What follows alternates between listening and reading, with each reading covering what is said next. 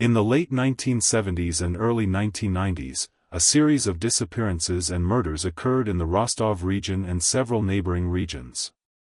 The victims were primarily teenagers and children, most often girls, sometimes boys. The crimes were committed near railway tracks, train stations, and bus stops. Circumstances pointed to a single person. His name was Andrei Chikatilo. According to the court, he committed 52 murders between 1978 and 1990. This is one of the longest and most complex investigations in the history of the Soviet and Russian police and prosecutors' office, over 12 years. Today, we will describe how this case was conducted, without going into details of the crimes themselves. Andrei Romanovich Chikatilo was born on October 16, 1936, in the village of Yabloknoye in the Kharkiv region, now in the Sumy region of Ukraine. His childhood was marked by difficult times, famine and war. The family lived in extreme poverty. Andrei was the eldest surviving child. He excelled in school, particularly in the humanities. He was shy, nearsighted, and often ill. After high school, he graduated from a pedagogical institute and qualified as a teacher of Russian language and literature. In the 1960s, he moved to the Rostov region. He worked as a teacher, then moved to engineering and technical positions at enterprises. In 1963, he married Feodosia. The couple had 2 children, a daughter and a son. Neighbors and colleagues described him as a calm, polite, and non-confrontational person. He was a member of the party and actively participated in public life. On the surface, it was a typical Soviet biography. The first crime the court later linked to Chikatilo occurred on December 22, 1978, in the city of Shakhty. The victim was a 9-year-old girl. Another man, Alexander Kravchenko, was arrested at the same time. He was convicted and sentenced to death. It later became clear that this was a miscarriage of justice. From 1982 onward, the disappearances became more frequent. The crimes occurred in various districts of the Rostov region, sometimes beyond its borders, in places where the man had traveled on business. The police combined the cases into a single series, codenamed Forest Belt, after the locations where the bodies were found. Task forces were created.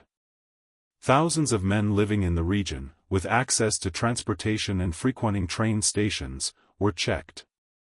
A composite sketch was compiled, a tall, thin man with glasses and an intelligent appearance. But the suspect remained elusive for a long time. The biggest surge in cases occurred in 1984, several crimes occurred within a few months. That same year, 1984, Chikatilo came to the attention of the police at the Rostov train station. He was taken to the station, tested.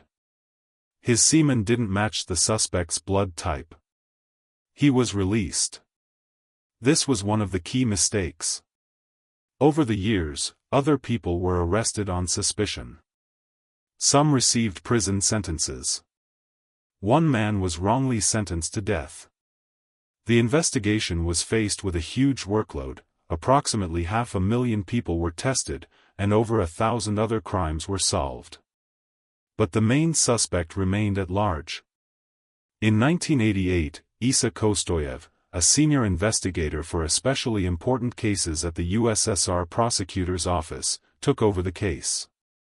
He changed tactics. Instead of sweeping investigations, he shifted to covert operations at key locations. A surveillance network was established at train stations and bus stops in the Rostov region.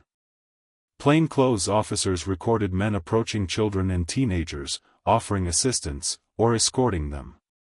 Chikatilo was spotted several times, but eluded capture. By the fall of 1990, investigators had a rough outline of the man, an engineer, frequent business traveler, carrying a briefcase and glasses. On November 6, 1990, the last victim, 22-year-old Svetlana Korostik, was found. This provided new clues. On November 20, 1990, Chikatilo was arrested near a bus stop in Novoshakhtinsk. A knife, rope, and other suspicious items were found in his briefcase. During interrogation, he initially denied everything. Then he began to testify. Kostoyev and psychiatrist Alexander Buchanovsky were able to establish rapport. Chikatilo began to recount crimes that investigators had previously not connected. He indicated the locations where the incidents had occurred. Most of his testimony was corroborated by physical evidence and forensic examinations. Ultimately, charges were brought against him on 53 counts. The court found 52 murders proven. The trial took place in Rostov in 1992. The proceedings were open. On October 15, 1992, the verdict was announced: death penalty. On February 14, 1994, the sentence was carried out in Novocherkassk. Andrei Chikatilo was 57 years old. The Vlasopoulos case became the largest serial investigation in the history of the USSR. It demonstrated how difficult it can be to identify such a criminal in a vast country with a huge number of people moving around. In memory of all who suffered during those years.